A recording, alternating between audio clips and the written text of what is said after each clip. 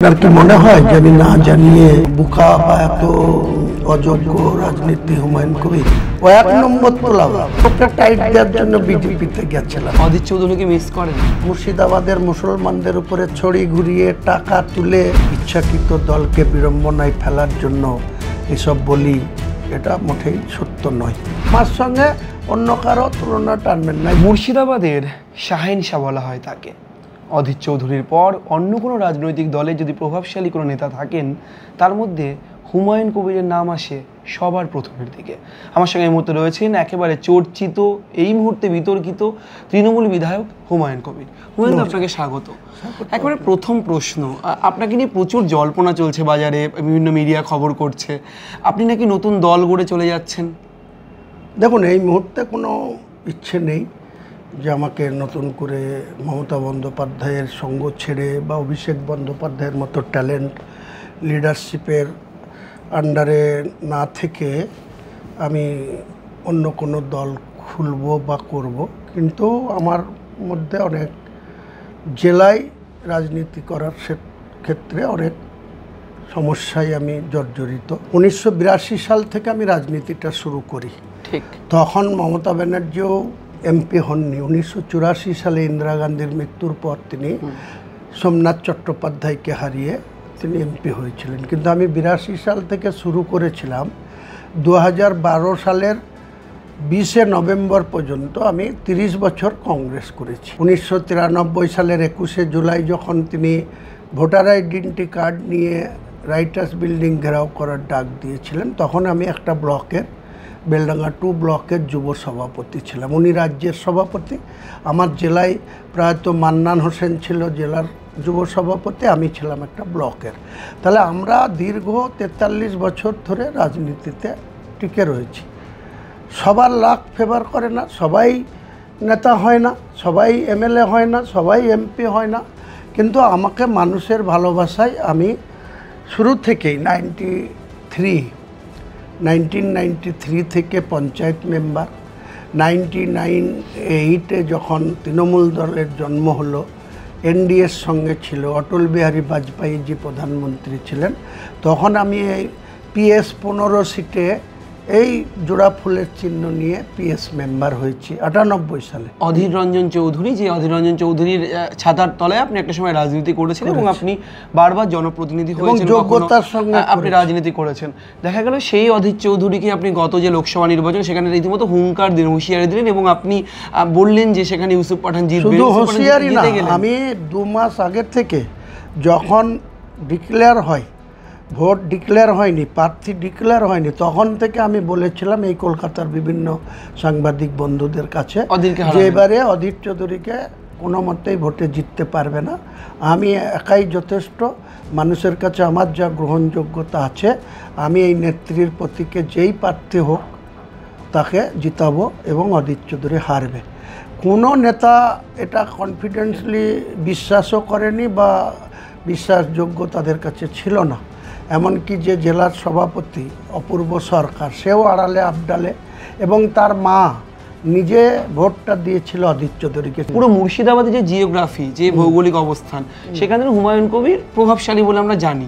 হুমায়ুন কবিরই তো একটা সময় তৃণমূল নেত্রীকে আপনি নেত্রী বলছেন কংগ্রেস থেকে, আবার 2018 সালে দেখা গেল আপনি বিজেপিতে চলে গেলেন। আপনার নেতা তো মোদিও ছিলেন। বিজেপিতে কেন গিয়েছিলাম?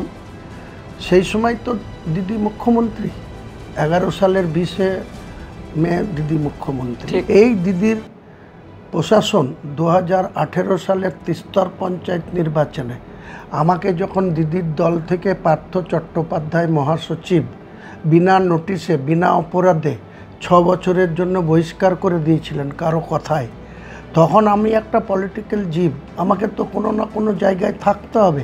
তাই যে হুমায়ুন কবির দিদির ভরসায় 2012 সালে বিধায়ক পদ 18 মাসের মাথায় রিজাইন দিয়ে দিদির দলে নাম লেখায়, তাকে আবার 2015 সালের 26 ফেব্রুয়ারি বিনা মেঘে বজ্রপাতের মতো 6 বছরের জন্য বহিষ্কার করে দেওয়া হয়।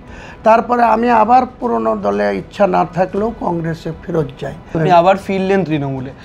ফিরলাম এই দিলীপ ঘোষদের উচ্চবাচ্য কথাবার্তা। দিলীপ ঘোষরা সেখানে, আমি মুসলিম, আমার কমকে তো আমি উন্নয়নের জন্য রাজনীতি করতে গেছি, তাহলে আমার সঙ্গে অন্য কারো তুলনা টানবেন না। অনেকেই বলেন যে তৃণমূলের হুমায়ুন কবির আর বিজেপির দিলীপ ঘোষ খানিকটা এক, তার কারণ আপনারা নাকি কথায় কথায় বেশি স্পষ্ট বক্তা আপনি, এবং বিভিন্ন সময় দলকে বিড়ম্বনা বাড়িয়ে দেন, দলের বিরুদ্ধে কথা বলেন।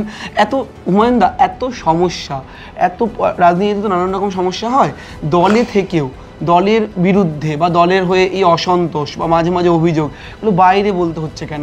তো আমি বাইরে বলি না, আমার হয়তো ধৈর্য ধরার যে লংজিভিটি থাকা উচিত সেটা আমার মধ্যে নেই, আমি স্বীকার করছি। তার জন্য বিতর্ক আমার পিছু ছাড়ে না। কিন্তু আমি যে একবারেই ইচ্ছাকৃত দলকে বিড়ম্বনায় ফেলার জন্য এসব বলি, এটা মোটেই সত্য নয়।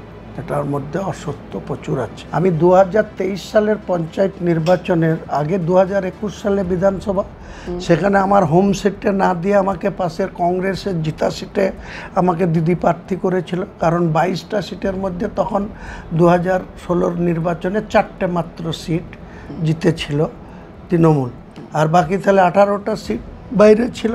তার মধ্যে কংগ্রেস ভরতপুর, আমি এখন যেখানটার এমএলএ, সেখানে কমলেশ চ্যাটার্জি বলে এমএলএ ছিল। তাহলে সেখানে দিদি আমাকে পাঠালো। সেখানে যখন জেলা সভাপতি আবু তাহের খান এমপি, তারা এবং সেখানকার তখনকার যারা তৃণমূলের নেতৃত্ব, তারা সবাই চেষ্টা করেছিল যে হুমায়ুন কবিরকে জিততে দেবো না, হুমায়ুন কবিরকে। কেন কেন হুমায়ুন তাদের এতই প্রতিহিংসা যে হুমায়ুন কবির যেখানেই যায় সেখানে টিকিট পেয়ে যায়, বিজেপিতে গেলে পার্লামেন্টের টিকিট পেয়ে যায়, কংগ্রেসে থাকলে এমএলএর টিকিট পেয়ে যায়, জেলা পরিষদের বিরোধী দলনেতা হয়ে যায়, আবার তৃণমূল পরে নিল, বহিষ্কার করার পর আবার তুলে নিল, নিয়ে আবার হায়ার খেলতে পাঠায়।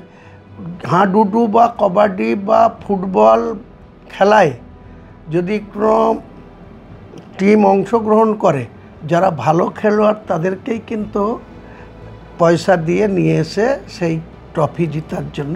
যদি আপনার প্রাক্তন দলের যিনি নেতা দিলীপ ঘোষ বলছেন যে সব দলে যাওয়া আপনার হয়ে গেছে, নতুন দল তো এবার খুলবেন? কোনো সব দলে যাওয়া হয়নি।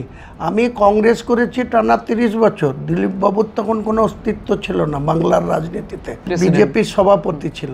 সেই টাইমে অনেক বিজেপির উন্নতি করেছে, তাদের জনপ্রতিনিধির সংখ্যা বাড়িয়েছে, ওর নেতৃত্বেই 77টা হয়েছে, ওর নেতৃত্বেই 2 থেকে 18তে গেছিল। তো সেসব নিয়ে কোনো কথা না। কিন্তু দিলীপ ঘোষের রাজনীতি, দিলীপ ঘোষের সঙ্গে আমার কোনো কম না। ও কমিউনাল রাজনীতি প্রতিষ্ঠা করতে চায়, মুসলিমদের বিরুদ্ধে উল্টোপাল্টা কথা বলে নিজেকে হাইলাইট করতে চায়। আমি ওই একদিন যোগী আদিত্যনাথের কাউন্টার করতে গিয়ে একদিন কেবল বলেছিলাম 1 মে 2024 যে তুমি যদি এখানে এসে দাদাগিরি করতে পারো, আমাকে উল্টো করে টাঙিয়ে মারতে পারো, আমি ইচ্ছা করলে তোমার বিজেপির কর্মীদেরকে 2 ঘন্টার মধ্যে ভাগীরথীর জলে নিক্ষেপ করতে পারি। সেটাই তো আপনি নাকি হিন্দুদের হয়ে বলেছেন, হিন্দুদের বিরুদ্ধে বলেছেন। হিন্দুদের যেহেতু সেটা তো আমার রাজনীতি করেছেন না, সেটা তো আমার একটা পলিটিক্স। কারণ ওখানকার হিন্দুরা বিজেপি পার্টির মিছিল মিটিং করে বেড়ায়, বিজেপির পতাকাটাকে বাড়িতে টাঙিয়ে রাখে, আর যেই এমপি ভোট আসে তখন অধীর চৌধুরীকে ভোটটা দেয়, বিজেপির প্রার্থীকে আর দেয় না। আপনার বিধানসভা ক্ষেত্রে একজন তৃণমূল কর্মী খুন হয়েছেন বলে অভিযোগ, আপনি নিশ্চিত জানেন? হ্যাঁ। এই খুন আবার খুনের রাজনীতি, মুর্শিদাবাদ ডোমকল নিয়ে আমরা দেখেছি বারবার, ভরতপুর। হুমায়ুন কবিরের কোনো সময় খুনির রাজনীতি করার প্রয়োজন পড়ে না। তার যে পারিবারিক যেখানে বসবাস করে সেই গ্রামের কিছু মানুষের সঙ্গে তার ব্যক্তিগত সমস্যা ছিল, তারাও তৃণমূল করে, এও তৃণমূল করে। তৃণমূলকে মেরে দিল। হ্যাঁ, এটা খুব দুঃখজনক। কারণ একই পার্টির লোক, একই পরিবারের সদস্য, আমরা কাউকে খুন করব স্বপ্নেও ভাবি না। আপনি এই যে দলের প্রতি অসন্তোষ, মাঝে মাঝে নানান রকম কিছু ব্যক্ত করেন, অভিযোগ করেন, দলের নেত্রী মমতা বন্দ্যোপাধ্যায় বা অভিষেক বন্দ্যোপাধ্যায় তাদেরকে কখনো সরাসরি জানিয়েছেন যে আমার এই সমস্যা হচ্ছে, এইগুলো মেটান, মানে আমি জনপ্রতিনিধি হিসেবে এই সমস্যার মধ্যে পড়ছি? তারা কখনো সুরাহা করেননি? আপনার কি মনে হয় যে আমি না জানিয়ে এইভাবে ওপেন, এত বোকা বা এত অযোগ্য রাজনীতি হুমায়ুন কবির? তো হুমায়ুন কবির প্রথমেই ছক্কা মারবে? আগে যেভাবে খেলা উচিত, শুরুটা যেভাবে করা উচিত সেভাবেই হুমায়ুন কবির করে। রাজনৈতিক ভবিষ্যৎ কি হুমায়ুন দা আপনার? মানে নতুন দল গড়ার যে বিতর্ক তৈরি হয়েছে এটা তো গেলই, কংগ্রেস রয়েছে, বিজেপি রয়েছে, তৃণমূলে আবার নতুন করে ভবিষ্যৎ কি, রাজনৈতিক ভবিষ্যৎ মানে কি পরিকল্পনা আপনার? আমার পরিকল্পনা কিছু না। আমি মমতা বন্দ্যোপাধ্যায় তৃতীয়বারের জন্য মুখ্যমন্ত্রী টার্ম চলছে। 2026-এর যখন ইলেকশন কমিশন বিজ্ঞপ্তি করবে, আমার স্থির বিশ্বাস মমতা বন্দ্যোপাধ্যায়ের মতো যোগ্য এবং সুযোগ্য বা পোড় খাওয়া রাজনীতিবিদ, মানুষের জন্য কাজ করার যে মানসিকতা, এর বিকল্প কেউ বাংলায় নেই, আগামী দিনেও হয়ে উঠবে না। এই অকেজো সুজন চক্রবর্তী, অকেজো অধীর চৌধুরী, অকেজো অন্য কোনো যেসব নেতা, এই যে দিলীপ ঘোষ, শুভেন্দু অধিকারী, সুকান্ত মজুমদার, এরা রাজনীতির কি জানে? ক খ জানে না। শুভেন্দু অধিকারীর বাবা কি করতো? কংগ্রেস করতো। শুভেন্দু কি করতো? কংগ্রেসের কাউন্সিলর ছিল। তারপরে আসলো কোথায়? টিএমসিতে, টিএমসির এমপি হলো। 16তে আবার জিতে টিএমসির মমতা ব্যানার্জির মন্ত্রিসভায় পরিবহন মন্ত্রীর পদ নিল। ওই উত্তর দিনাজপুর, মালদা, মুর্শিদাবাদের মুসলমানদের উপরে ছড়ি ঘুরিয়ে টাকা তুলে পঞ্চায়েতের প্রধান পেছু 5 লাখ, পঞ্চায়েত সমিতি। কার কথা বলছেন? শুভেন্দু অধিকারী। সে এখন তৃণমূলকে তোলাবাজ বলে। ও 1 নম্বর তোলাবাজ। আমি চ্যালেঞ্জ করে বলছি, 2018 সালের পঞ্চায়েত নির্বাচনে ও পুলিশকে সঙ্গে নিয়ে যে অত্যাচার আমাদের উপরে, বিরোধীদের উপরে করেছিল, তার জন্য আমি ওকে টাইট দেওয়ার জন্য বিজেপিতে গেছিলাম। এবার ওকে টাইট দিতে গিয়ে দেখছি সেখানে আবার 17 সালে মুকুল রায় বিজেপির সহসভাপতি, দিলীপ ঘোষ রাজ্য সভাপতি। আমি কোথাও এদের মোকাবেলা করব কি এদের দুজনের মোকাবেলা করতে করতে, কারণ আমাকে কৈলাস বিজয়বর্গী এমপিতে ইলেকশনে 2019-এ প্রার্থী করলো। এই দিলীপ ঘোষ এতই স্পর্শকাতর, এতই হিংসুকে, রাজনাথ সিং তখন হোম মিনিস্টার, আমার জন্য 4টে পুলিশের সিআইএফের সিকিউরিটি অ্যালট করেছিল। দিলীপ ঘোষ ডাইরেক্ট বললো হুমায়ুন কবিরকে কোনো মতেই সিকিউরিটি দেওয়া হবে না, এবং মুকুল রায় সেটা ক্যান্সেল করালো, তখন অল বিজেপির সহসভাপতি। তাহলে আমরা কোথায় যাব? আমরা রাজনীতি করতে যাই মানে কাউকে তার হাতে পায়ে ধরে বেঁচে থাকতে হবে আমাদেরকে। তাহলে হুমায়ুন যদি টিকিট না পান, হুমায়ুন যদি সেইভাবে ঠিক করে নিজেকে আর প্রতিষ্ঠিত করতে না পারেন, তাহলে অবসর সময়ে কি করবেন? আমি জন্মাবার সময় একটা মায়ের পেটে জন্মেছিলাম। তাহলে আমাদের রিটায়ারমেন্টের জায়গায় আমরা চলে এসেছি। যে কটা দিন বাঁচি উপরওয়ালার দয়ায়, উপরওয়ালার নসিবে যা লিখে রেখেছে তাই হবে। তার একটু কমও হবে না, একটু বেশিও হবে না। একেবারে যেতে যেতে অধীর চৌধুরীকে মিস করেন? হ্যাঁ, সেটা ব্যক্তিগতভাবে করি। আমার বাড়িতে এই মুকুল রায় যে এখন অকেজো হয়ে ভগবানের এতে অকেজো হয়ে পড়ে আছে, এই মুকুল রায় অন্তত পক্ষে 10 বার গিয়েছে। মুকুল রায়কে মিস করেন? মুকুল রায়কে মিস করেন? এই শুভেন্দু অধিকারী যে এখন আমাদেরকে সবসময় খারাপ চায়, এও অন্তত পক্ষে 2013 সালের 23শে ফেব্রুয়ারি এমপি ছিল তৃণমূলের।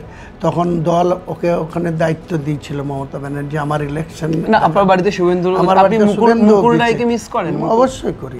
রিজাইন দিয়েই তৃণমূলে এসেছি। তারপরে আমার ভাগ্যে কি জুটেছে? আমার ভাগ্যে জুটেছে বিনা মেঘে বর্জ্যপাতের মতো কারো কথা শুনে আমাকে পার্থ চট্টোপাধ্যায় 6 বছরের জন্য 25শে ফেব্রুয়ারি 26শে ফেব্রুয়ারি বেলা 12টায় বিনা মেঘে বজ্রপাত, মেঘ নাই কিছু না, পাপ বাপকেও ছাড়ে না। পাপ বাপকেও ছাড়ে না। হুমায়ুন কবির বলছেন তিনি যাই করুন রাজনৈতিকভাবে বরাবর থেকেছেন স্বচ্ছ।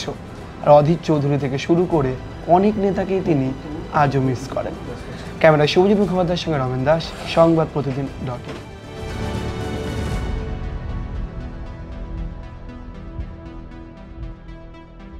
ফলো করুন সংবাদ প্রতিদিন ডিজিটাল।